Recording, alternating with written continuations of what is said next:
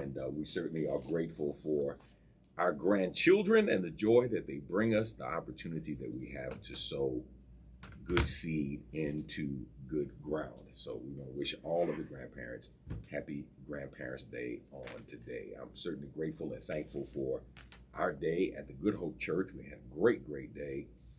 Bishop Anthony Obi was our guest preacher, and we had none other than Baptist Convention USA Incorporated. I was teaching there and then consulting for a church in Kansas City. I got to tell y'all, I got to give this shout out.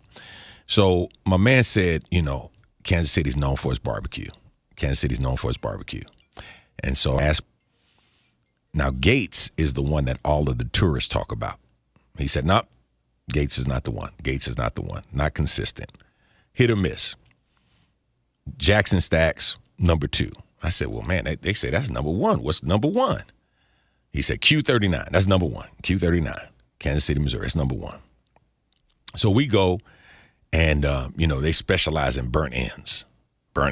And for those of you who don't know what burnt ends are, that's the tip of the brisket that is cut off. And my understanding is about 20% of the brisket can be made into burnt ends. And so, they give you a few pieces of burnt ends, and they talk about the fact that, hey, man, if you want more burnt ends, you got to get a whole nother meal. But the burnt ends are so good. So I said, okay. So I got the meal, and then they gave you the sauce. Now this is my own opinion. Barbecue that's good doesn't need any sauce when it's done right. Hey, you don't need any sauce.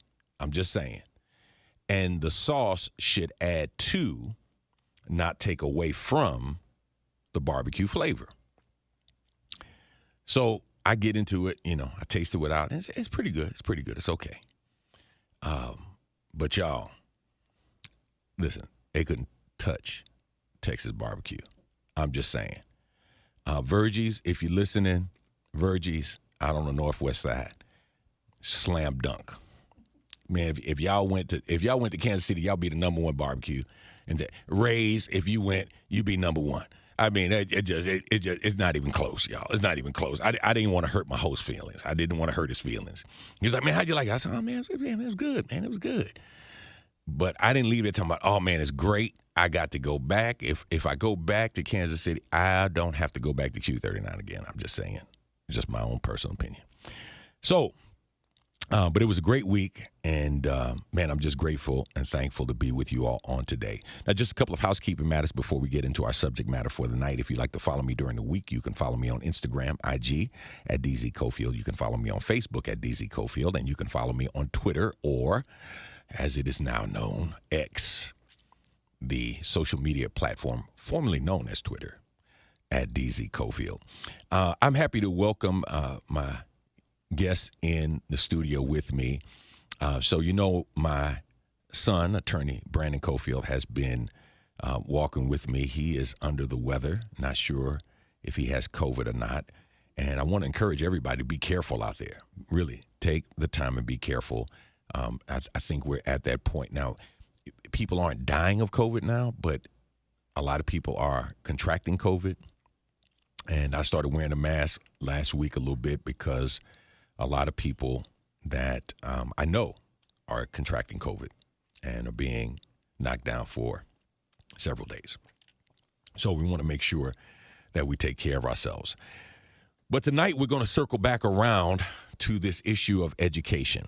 I've got some great shows that we are producing and planning in the coming weeks, including a show about maternal mortality, what's going on around the country.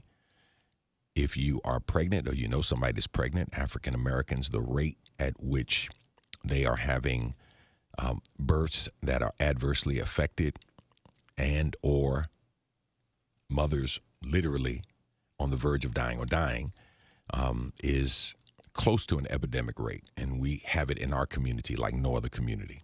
And so we'll be talking about that and a couple of other lighter subjects. But tonight, we're going to talk about how do we have a successful school year. I don't know if you saw the story last week. The Houston Independent School District Board of Managers voted unanimously Thursday to kickstart state-appointed Superintendent Mike Miles' plans to designate HIS District of Innovation for the remainder of the school year. The board's vote to begin the District of Innovation process comes just 2 years after the HISD District Advisory Committee shot down the same proposal from former Superintendent Grenita Latham in 2021. Becoming a District of Innovation would allow HISD to circumvent certain state laws around attendance, the length of the school year, teacher certifications, class sizes, and more. So I thought it was interesting that the two issues that were approved, one was this going after the District of Innovation designation. And I began to think about what was the issue that the teachers were fighting against? What was the problem? Now, let me say this. I'm not as concerned about what they were fighting against. So let me be honest. I'm really concerned about how do we make sure that our student outcomes go up? How do we make sure that our kids are reading at grade level, or at least on their way to reading at grade level? And how do we inspire our children, many of whom have been beat down so much in their educational experiences that they have no academic confidence and no intellectual stamina? And when you have no academic confidence and no intellectual stamina, I would venture to say it's virtually impossible to learn unless something is done to build those two areas up: academic confidence and intellectual stamina. And so one of the premier educators that I know, that I just happen to live with, we had a conversation. We have these kind of conversations like early in the morning, like 5 o'clock. Don't ask me why. Maybe it's just because it's quiet and neither of our phones are ringing. And we start having these conversations. And after about 40 minutes, I said to her, you know what? We need to do a show on this. So I want to welcome to Real World, Real Talk. She is 35 years now in education, and is on the board at Yellowstone Academy and consults for organizations. She runs the Barbara Jordan International Preschool. We are in the process now of applying for and being designated the authority to start a private school. I'll tell you more about that and why we've chosen to do that. None other than my lovely wife, Tori Cofield. Hey, sweet tea. Thank you. What's going on, girl? Everything. Okay, so let's talk about these teacher evaluations and what has happened and what hasn't happened. You have been in the classroom. You have been in administration. You have been both in the public world and in the charter world. So let's talk about... And now in the private world. In the private world. And one of the things that I think is interesting is you have taught in KIPP, or ran a KIPP school where the bar was really raised. We saw with the Apollo 20 project that HISD attempted, HISD just completely missed it because they didn't understand the need to create a culture to support what they were proposing. To do. It's like they just looked at KIPP and said, oh, they're just doing that. Okay, well, we're just going to do that. Right. And they're and they're doing that. They have extended days. Okay, we're going to extend our school days. Oh, they do Saturday school. Okay, we're going to have Saturday school, and we're going to get the same results as KIPP did. And they did not understand the culture and what it took to get parents and students to buy into that. Right. Let's talk about teaching, because you work with industrial strength kids. And for those of you who are not familiar with that term, that's a term that the late Mr. Raymond Whitley came up with. We designated that there are three different kinds of kids in the world. There are regular strength, commercial strength, and industrial strength, right? And so, we figured that if you can educate industrial strength kids, you can educate any children. And you came into a situation where kids did not have the academic confidence, did not have the intellectual stamina to get past a problem, for example, in math that may have had more than one or two steps, Right. and they were done.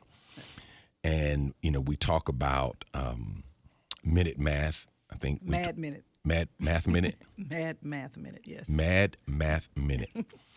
And how challenging it is for kids to, and so let's just start there. When you talk about Mad Math Minute, what is that, and how did that work when you all use that? It is, that's all it's for. I mean, and in the Math Minute, by the time a kid gets to 5th, 6th grade, they should be able to finish in a minute. Now, for those of you who are listening and you remember when we had our multiplication table or our times table, and you had to memorize your times table, and you had to memorize your 12 time table, right? Your 10 times table, your 12 time table. I don't know how far up. Maybe you went to 15. I think we stopped at 12. Right. Right. So I always know 12 times 12 is 144. Like that's my 12 times table. What's interesting is they don't teach multiplication like that now. I discovered Right. that, and if you don't believe me, ask your children, ask your grandchildren, what's 11 times 11, and hopefully they don't have to pull out, not just their fingers, but their toes as well, as start counting. Those were the kinds of things that we were just taught and we memorized and, just kept on going. So if you gave that to a child now, chances are they would not complete all of them in a minute. They might not complete. Well, actually, you gave a number. What was the number that some students completed I think they were in a minute? It was like 14. This was recently, of like 14. They got right. They completed 22, and out of the 22, they got 12 of them right. They didn't even get them all right. Wow. This was a random class. I won't say which class, but it was very telling. And to your point, math. We used to, back in the early 80s, we taught late 80s rather. We taught math. We did use rote memory with multiplication facts. I mean, it was parents. We would send it home with parents, and they would practice with their children at night. Sure. And so it's assumed that it's done. It's not in the curriculum, but it's in the curriculum. But it's not in the curriculum in the way that it was. It used to be a part of the curriculum where we actually taught math facts. Now they kind of skim over it, but they skim over it. But the assumption is that the kids still get it. The way they get it varies from teacher to teacher. But we, those of us who've been around a minute know that the best way to teach it and the fastest way to teach it is just rote. It's also, it makes the kid feel a sense of, accomplishment when they can, rattle off their facts. And they are more successful in their math class, for sure. Yeah. And so for somebody that may be wondering, we talked earlier about District of Innovation in Texas. It was a law passed by the Texas legislature in 2015 that gives traditional public school districts many of the flexibilities available to open enrollment Texas charter schools. Right. And some of those innovations, some of those flexibilities include lengthening the school year, lengthening the school day, allowing more creativity in terms of instruction. And so think about this. If I can lengthen the school day and that child needs more supplementary learning, more time on task, because if that child's in the 9th grade and I'm teaching 9th grade material, but that child is not able to read to learn because they've never learned to read, and I've got to do some supplemental stuff in terms of what reading level they're on and that kind of thing, adding more time in the day gives me an opportunity to address those deficiencies. Is that accurate to say? Exactly. Okay. So we, I can give you an example. For example, right now, Yes Prep Schools, that's a charter school. And they have required in their 6th grade classes an intervention class, math intervention, and I believe they do a reading intervention as well. It is a class period in the day. So kids go to their 3rd period, maybe their intervention class. And every kid that needs it has to take it. And that intervention class is designed to get that child where they need to be in math. Because based on test results, the child came in to Yes Prep at 6th grade below level. His math level was low. He's below the 6th grade. So he has to take a 6th grade math class according to state law. And he has a 6th grade math class. He goes to math. But then one of his other classes would be that intervention class, and that's what they choose to call it. I believe they still call it that at Yes Prep. Different schools call it a different thing, but that's a charter school. But in a public school, you wouldn't find that intervention class that's specifically designed for that. And I mean, so charter schools have more flexibility in what they call those classes and how they can use the schedule, the class schedule, to best support students, which is one of the reasons why I preferred charter over public when I was in the classroom, because I believe that was necessary in order to move the needle with kids, particularly the industrial strength kids, inner city kids that I chose to work with. So what's interesting is to be eligible for designation as a district of innovation, a school district, their most recent academic performance rating must be at least acceptable. Yes. A district with a preliminary accountability rating that is not acceptable will not be able to approve an innovation plan. Right. We're going to have, because the accountability rating system is going to change. It changes, I think, every 5 years. Mm-hmm. And so we're slated for a change in terms of our evaluation. So let's talk about the 2 things in the classroom that are necessary for a student Before you to go do back, well. Remember that the reason why HISD will qualify to be a district of innovation is because the district at large is not a low-performing district. They'll meet that criteria. It's only those feeder paths, Okay, those I NES got you. schools that are the concern of the state. So state even though House Bill 1842 brought TEA for their intervention, as some would call it, takeover, that some others would call it, those schools, those NES schools, and those NESA schools, while they would not qualify, The district at large because of the Bel Airs and Lamars and Absolutely. Carnegies and those schools. Mm-hmm. Got you. Okay. So why do you think, let's go back to our initial thought. Why would the HISD District Advisory Committee shoot down the same proposal from Grenita Lathan 2 years ago? And I'm asking that because, you know, what many people have identified as a superintendent problem is very clearly a board problem. Clearly. It's a management problem. It's a leadership problem. And it doesn't matter who you bring in. Right. If the board is dysfunctional or the board doesn't know what they're doing, then you're in trouble. What would be the proposal for shooting it down? I have no idea. I can't even come up with a reason. But I do know that prior to that, Chris Barbick, Mike Feinberg, Dave Levin, these people who had done charter schools successfully at a large scale came in and offered to help HISD with their problems, with the problems they were having, because they were doing a great job with school at that time.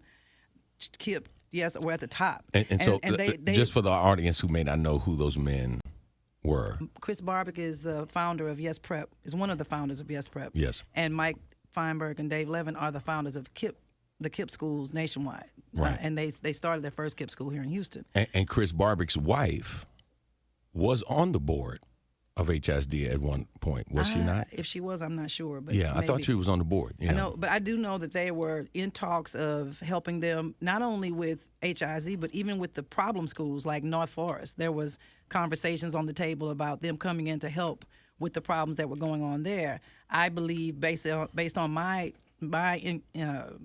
experience with KIPP, and yes, that those models would have worked in some of the NES schools for sure. absolutely they would have Sure. worked. That was shot down. That was before Nate Latham was in office. So was in her position. I have no idea why. I'm sure it was political. I try to stay out of that stuff, but it is no logical reason from my perspective in education why they would shoot that down, being that HISD is so large and the communities are so different. The communities of schools are so different that I have no idea why they would shoot that down. Yeah, I think also for our listening audiences, She didn't have a chance. They shot down just about everything she tried to. Yeah. So she I think though for our listening audiences information, the only school that has been successful in the North Forest area was Yes Prep North Forest. it's had the best success. Yeah. The greatest success. And their model, again, it goes back to what you were saying about why the Apollo schools didn't work. One of the things that Yes Prep and that KIPP does, and many of the other charters, I'm speaking to those two because those are where my experience comes from, did a great job of leadership training. And back when I opened my KIPP school, Power to Lead was huge. And they actually focused in on what made us special as people first. My ability as a leader. And they homed in on that, and they cultivated that to a place to make me qualified to go in and lead a school. And they let me take that into the school. So when you went into different KIPP schools, you could see and feel the school leader because they brought in their own, self, for lack of better words. But with that, it was a strong emphasis on culture. And we had the ability to create cultures that were specific to the communities that we put schools in. And that's what made the schools so successful. It was the culture and the fact that these organizations allowed us the power to lead. We're going to start with teachers, and then we're going to move to students. Mm-hmm. And how do you build academic confidence, and how do you build intellectual stamina? But let's start with teachers first. I don't want to say that teachers are afraid of evaluation. I think that would be unfair for really good teachers, right? But I do think teachers are wary because and what determines whether or not we're successful. When you have the old adage, has a teacher taught if the student hasn't learned? How much responsibility is it to be placed on the teacher if their students haven't learned? Because I think there's a balance there, right? But short of a neurological problem or the inability to learn or retain information, how much accountability should be placed on teachers, in your opinion, as the determination whether or not a teacher should be retained or whether they should get a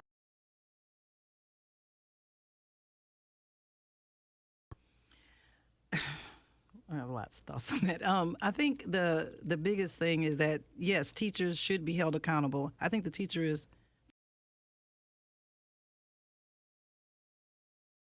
I like to use training, instruction, guidance, resources. If the teacher has everything that they need to make that child successful, then the teacher should be held accountable. And there should be evidence of learning if the teacher has all the skills that she needs or he needs to teach the child. The problem comes in is that when districts cut down teacher training, teacher professional development. There used to be a time in HISD where we did a ton of professional development. We were known across the country as having some of the best professional development, the reputation in Texas for training and developing teachers and leaders. So if teachers have the training and they have the support and the resources they need, there should be some evidence of learning. We take in consideration attendance. If a child is not in school, he can't learn. Once you take all those things in consideration, but even a child that is struggling, if he's in school every day, the teacher knows what she's doing or he's doing, the child, there should be some growth. But like I said, that's a big challenge for teachers now because they're just throwing teachers in the classroom with no training, no support.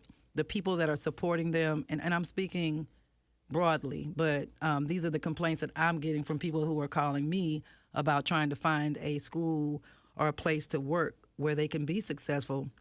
because the people who are developing them or supporting them or coaching them don't have very much experience. And then if there's no tool, which is why I actually believe in having a strong teacher assessment tool, because it tells the teacher exactly what he or she.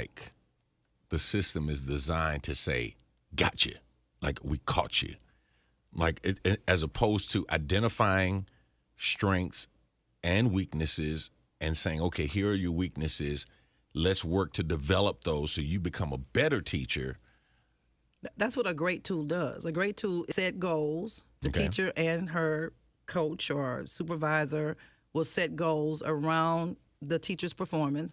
There should be checkpoints throughout the year to make sure the teacher is if she's struggling or before she's finally evaluated at the end of the year. So it's a partnership, and the teacher plays a role in her own or his own development because they set goals together, and the teacher is able to see if the tool is a good tool, where their shortcomings are, and they see exactly where the shortcomings are, so they know exactly what they need to work on. So if I gave you like layman's terms, if I said you need to have a print-rich classroom, and they say, well, I have posters up on the board, and then me as the coach, I would say, but they mean nothing. They mean nothing to children. It's just pictures on the wall. You should do, and then I would coach the teacher on what a print-rich wall looks like. It's not that simple. And if the teacher struggles, I expect that she would call me and say, I'm still struggling, what they call them, coach, the supervisor, and the teacher, to try to get to where they are working at 100% of the tools. So by the end of the year, there should be some significant growth in whatever the teacher was struggling in. Because it's an ongoing process, and it's a work. It should be a feedback I get from teachers. It's not done that way. Principals don't have time. I've even had great teachers tell me that principals don't even go over the evaluation with them because they know they're great, and everybody wants to grow, and that sends the wrong message to the teacher, because even if I'm a great teacher, I need to know that you are observing me. I need to be told that. I need you to, Sure. So, but I've heard everything, that there's not enough time. Those type of tools take a lot of time, and leaders don't have time to really work with the teacher in that capacity. So then that's where No child left behind. I don't even think people acknowledge that anymore. But so if you had a teacher that loved science, she spent most of the day every day teaching science. So other subjects were kind of left to the end of the day. And we're talking about primarily, so self-contained. Self-contained. Meaning younger kids. And that's where the they're not foundation moving starts. Exactly. From class to class. They're in one class all day. Class. And so it's the old teacher that says, okay, now it's time for math. Pull out your math book. Mm-hmm. It's time for science now. Pull out your science book. And you're saying that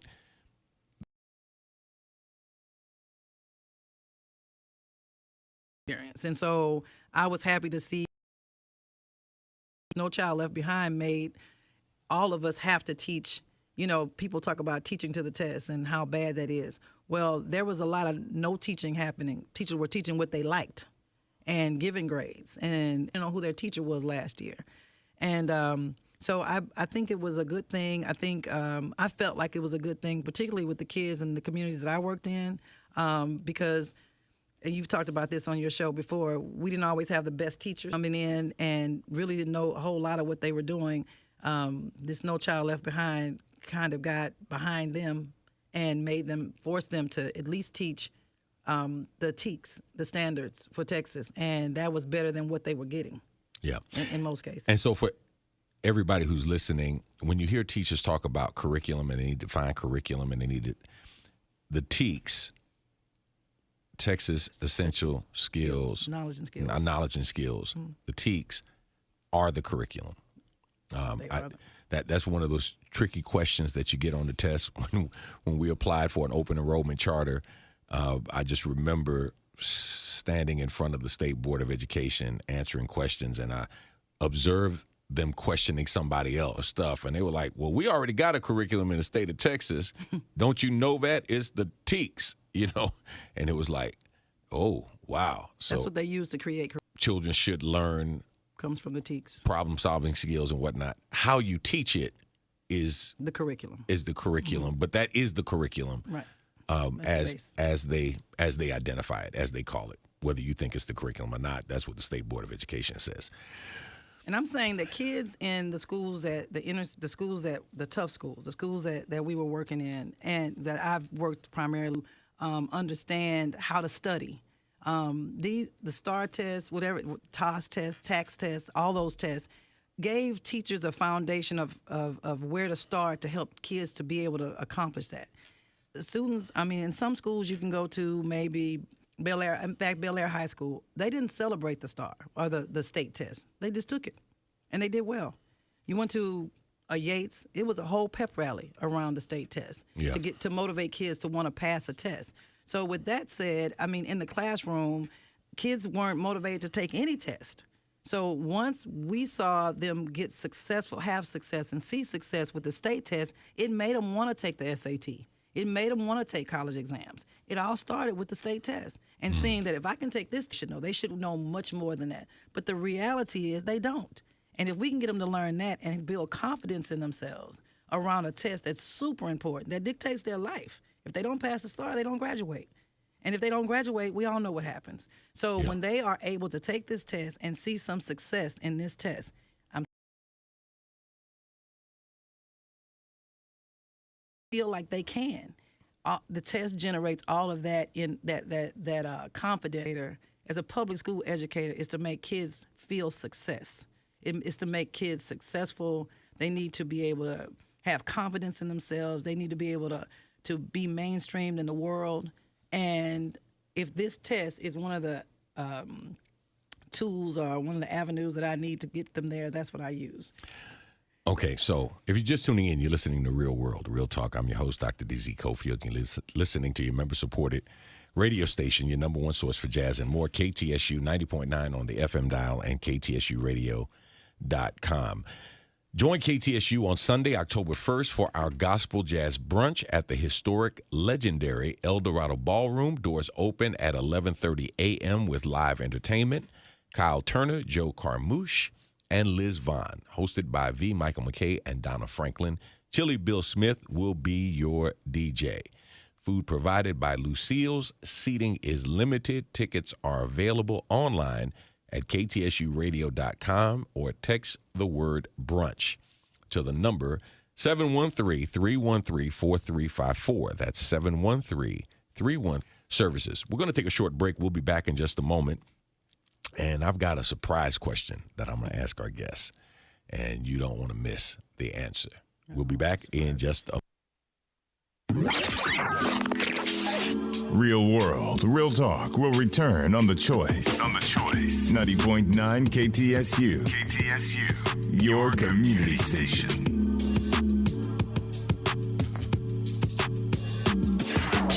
Greetings, dear K, and I'm thrilled to unveil our community. Allow me to introduce you to the Impact Team, a force of positive change. KTSU isn't just a radio station.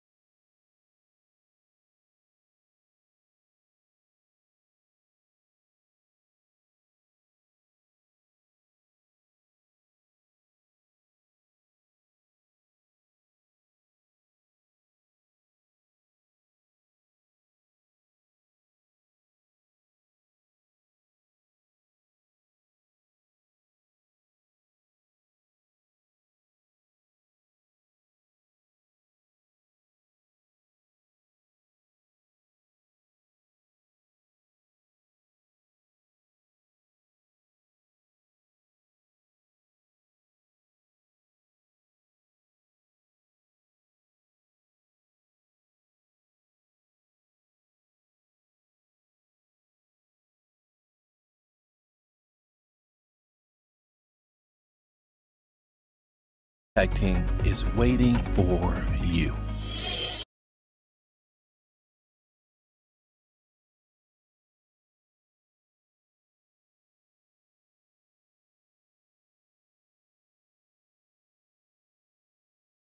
Tiger Thursday. Hosted by Tracy Clemens, Rashonda Tate, Connie Cochran, and Donna Franklin. Every Thursday from noon to 1 p.m., find out what's new, student initiatives, groundbreaking research, and information from the various colleges right here on campus.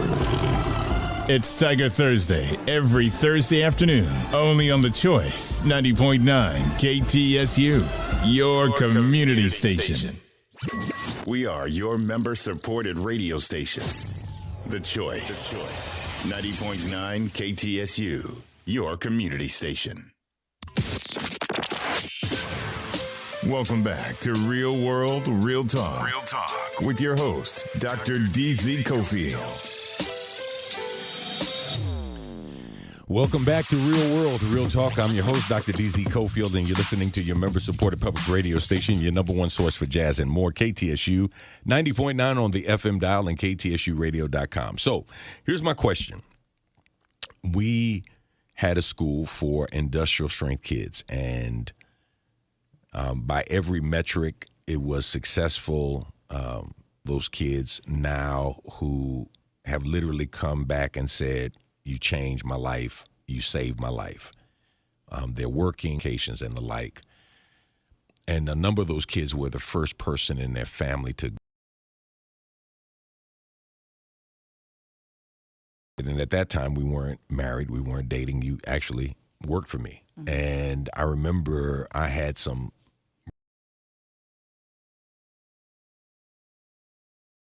school and goals that you have. What did you do as an educator, established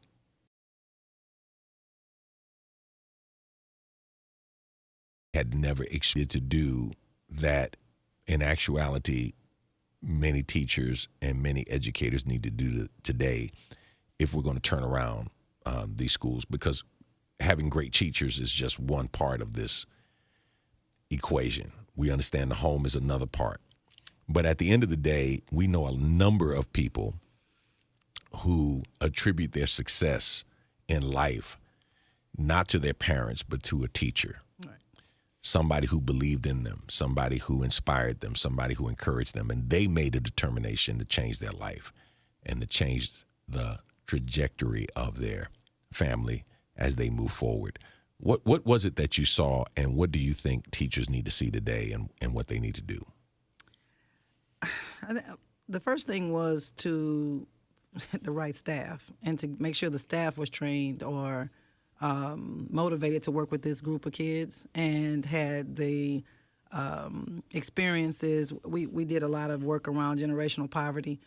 We didn't call it that, but that's what we did. We knew our kids. We dug into the data. We knew exactly where they were. We did a lot of work around what they wanted. I mean, I had big, remember, town hall meetings with the kids. What are you looking for in school? Most of them had been failure, had not done well in school. I knew what they valued. I understood what they valued. And to change what they valued, we had to change their mindset, we had to start where they were.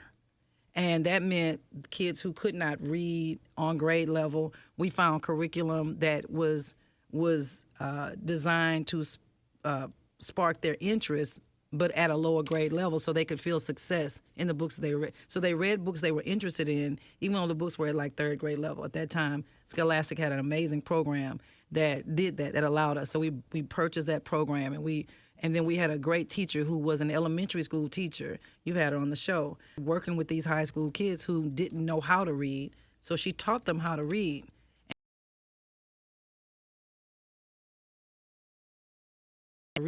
So we had, because we were a charter, we had that special class. I can't remember what we called it, poetry or something. But basically, it was a class that she used to teach kids who very interesting to them. So they didn't feel like they were doing baby work, and they weren't insulted by what they were asked to do.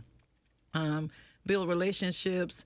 We were big on relationships and creating programming around their lives. So we had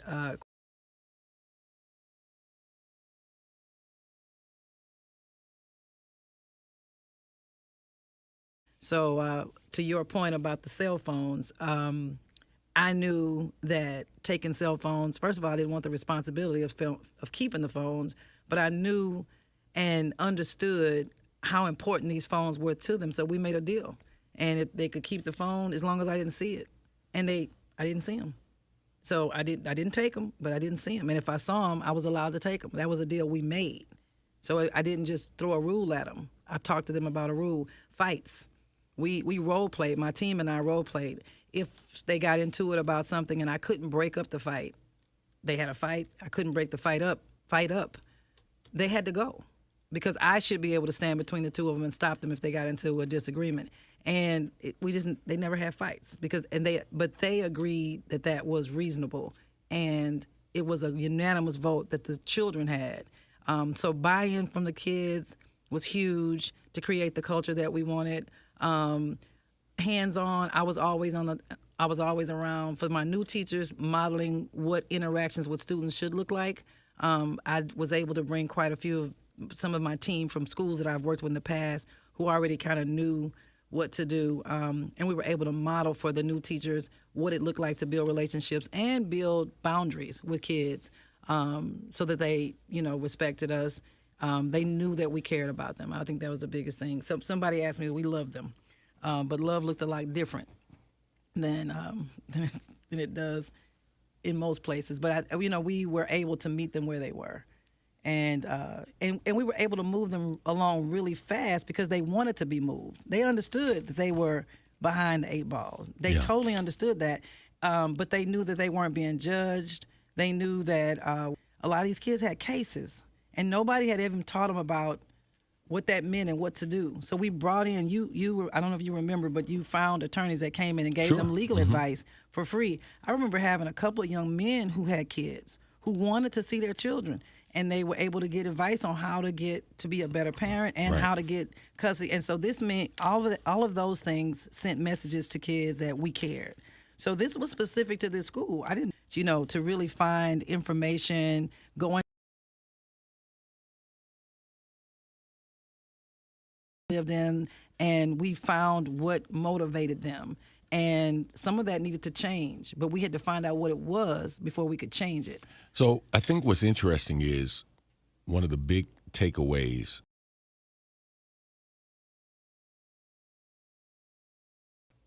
with the student today are exposed to adult-sized issues and problems and situations Much more. that many of us, I know for me, there's some stuff that, these kids are dealing with that I didn't deal with until I was good and grown. Right.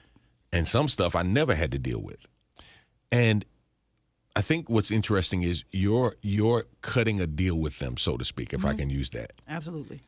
And then we say to them, you have been miseducated. So you don't have to prove that to us. Right. We know that you have been undereducated, and we know when you walk across the stage, you're going to be virtually unemployable. And we told them a lot of it wasn't their fault. Right, Some of that them it wasn't their fault. Right. And so when you have that conversation with a young person, say, now, what are you dreaming, and how can we help you accomplish that dream? And I know for many listeners, this may seem really, really small, but I remember one gentleman saying, I was able to help my mom. He said, get medicine. Right. I got a job, and I was able to get my mom stuff. I could help get the laundry done. Right. And it was a simple question, and I would ask them, what are you willing to do? Yeah. And so many nights we would be at the school till 8 o'clock, and they were working hard. They were willing to work hard. We made it fun. We would stop and eat chicken, whatever, and then we'd go back to work. I just had a great team that really got in with them, and we had when the commissioner of education came into the school. Well, first we went to talk to him about the school because we wanted to save it, and we told him basically what we're talking about now. And then he did a surprise visit on me. He didn't tell me he was coming. He just stopped in. Some of the deputy superintendent, deputy director of TEA, AJ Crable. Right. And he came in and he said to me, "You didn't give the school justice." He said, "You didn't tell me what's really here." Yeah. He didn't talk to teachers. He talked to children, the students rather. And you remember when he walked in? They said, "Man, that dude looked like Frederick Douglass." Yeah. And he was surprised that they knew who Frederick Douglass was. Yeah. And it was a great environment. The kids found leadership. There were kids in the school who were great students who were ostracized at the schools they were at for various reasons. So we had a lot of outliers. Shout out to Miles. Yes. We I, had. I got to get Miles on. I got to get Miles on with that voice. So Miles is a voice actor. Miles Sands, I think is his Yeah, name. His Miles stage Sands. name. He's a voice actor, and Miles has this like James Earl Jones kind of voice, Right. just his natural talking voice. Like you think he's playing or putting on, and it's like, and that's just how he talks. And he had does. been teased and his life had been threatened at the school he was at. Yeah. They teased him because of his voice, and they threatened to kill him. They would send him texts, and he just dropped out of school. So we had that kid. We had one kid who was super smart, and she didn't want to wear uniforms. So Right. she dropped out of school because she didn't want to, which was weird. But then, I mean, everything you can think. Like I said, there were outliers, children who just came from various walks, but the bulk of the group were kids who had not had success in school and, just really had a tough time in school, none of which could pass any test. So we had great gains that year. I think we had,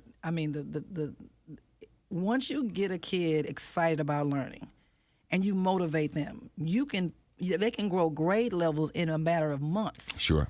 Is once you get that in their head that they can. So getting them there wasn't hard, and they realized they didn't have a learning disability. They just hadn't been taught, and they hadn't been motivated. Right. Many of them have been mislabeled. Right. And once the motivation was there, we could move them through. They grew by with Carla and some of the other team. They grew years in a year. I Yeah. mean, 3-4 years they grew in no time because they were wins. We had growth. I don't know if you remember, we had the king and queen of MAP. If you grew that, because we celebrated growth. We just out there doing. To know that, the superintendent is thinking long term, right? It's almost like he's saying, okay, listen, let's look at kids in pre-kindergarten now and where they're going to be in 2035. Right. But there weren't clear benchmarks laid out in terms of, okay, where we're going to be in 2025, where we're going to be in 2027, where we're going to be in 2029. That's what I would like to see. Yeah. Right. What are some of the first things that you would like to see happening in our schools this year, in the 28 NES schools and now the additional NESA schools? What are some takeaways that we should demand and look for to at least begin to say we're moving in the right direction? I think parents need to learn how their children are being assessed. I think they should really pay attention to how their children are being assessed. I mean, just don't take a report card and come home and say, okay, he got a C. What does a C mean? Because it could mean nothing. I think that parents should really parents and particularly the NES schools, that's what we haven't done. I think we have not really looked at the curriculum. Get some people in there, go to the meetings, listen to what's going on with your kid's school. You have a voice. Use it. I think that we have, I know that we have let these things happen in our schools for too long. TA wouldn't be here. Charter schools wouldn't be here if it weren't for what has been happening in these schools for a long time.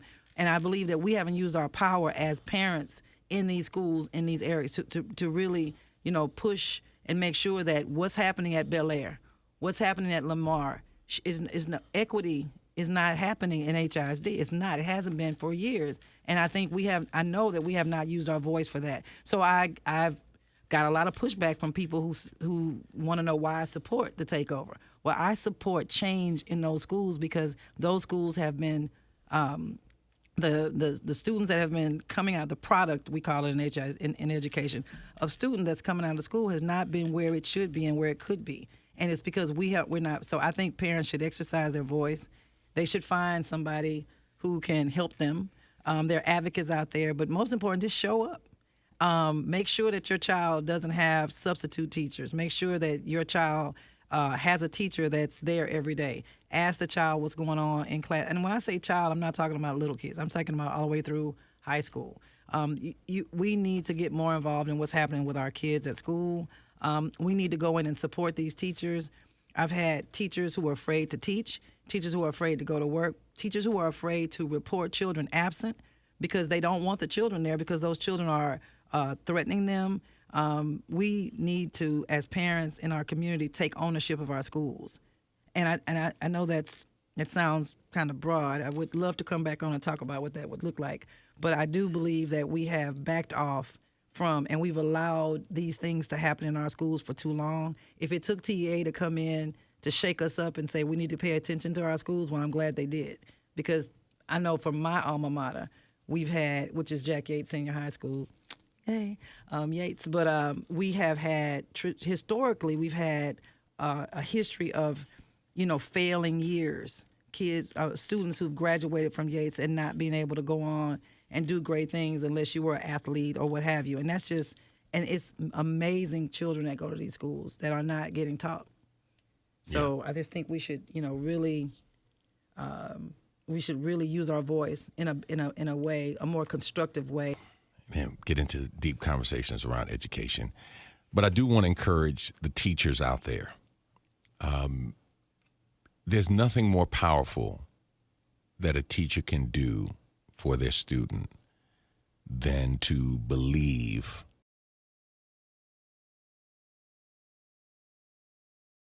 there's better and to develop that partnership.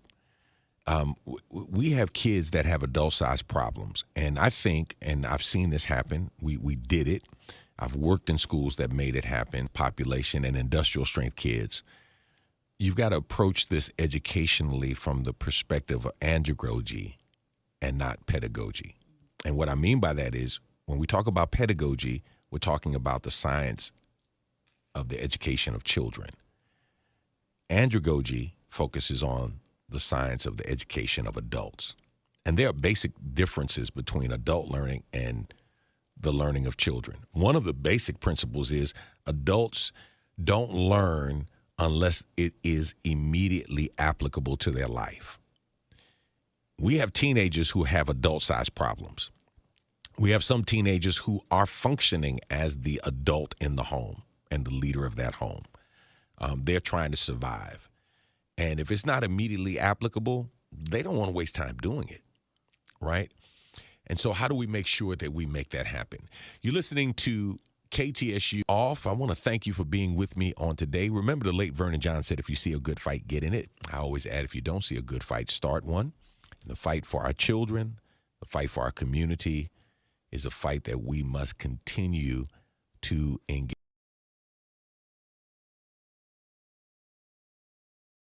It's called #Heal to bring healing into your own life, how to take responsibility for your own life, whether it's physical healing, mental healing, spiritual healing, emotional healing. For Truth with V. Michael McKay, David Goldstein, and the crew.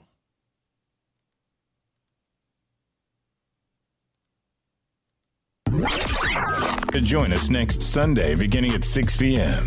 Coming up next, Truth with your host, V. Michael McKay, David Goldstein, and Asia Graves on The Choice 90.9 KTSU, your community station. What's up, Houston? Chili Bills.